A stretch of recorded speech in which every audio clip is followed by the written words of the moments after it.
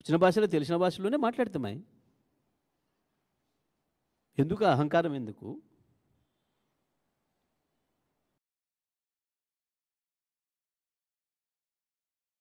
నీ అజ్ఞానానికి అధికారం తోడయ్యేవరికి అహంకారం పెరిగిపోయింది.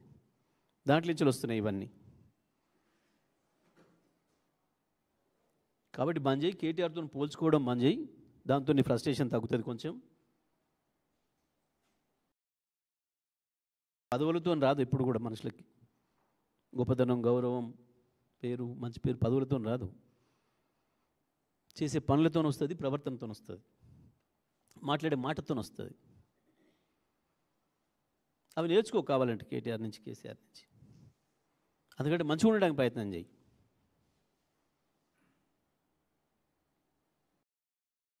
ఇప్పటికైనా ముఖ్యమంత్రి భాష మార్చుకుంటే మంచిగా ఉంటుందని చెప్పి మేము బీఆర్ఎస్ పార్టీ నుంచి వెళ్ళి మేము హెచ్చరిస్తూ ఉన్నాం.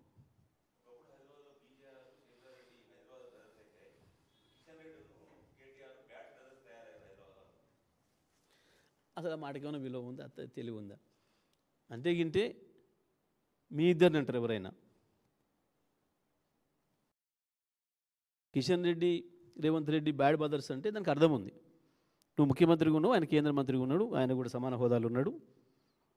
మీరిద్దరు బాధ్యులు.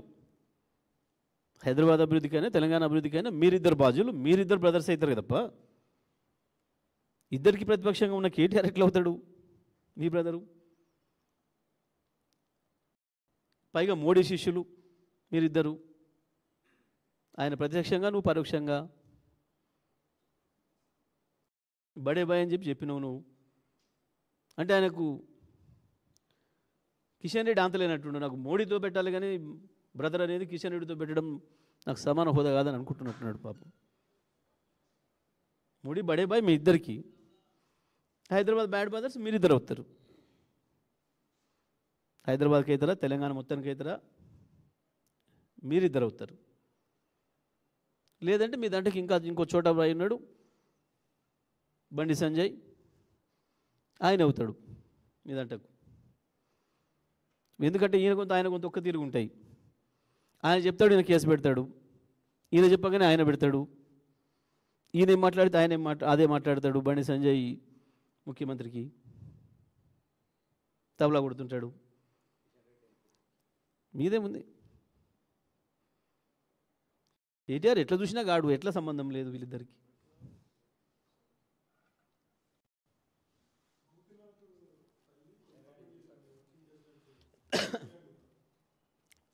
ఇక కాదు, అందరికీ తెలుసు. అది ఎవరు మాట్లాడిస్తారో తెలుసు, ఎవరు మాట్లాడిస్తారో అందరికీ తెలుసు. అది పెద్ద పట్టించుకున్న ముచ్చటే కాదు వాస్తవానికి. అది రేవంత్ రెడ్డి చేసే ప్రయత్నాల్లో, ఆ ఫ్రస్ట్రేషన్లో చేస్తున్న ప్రయత్నాలు కూడా అదొకటి.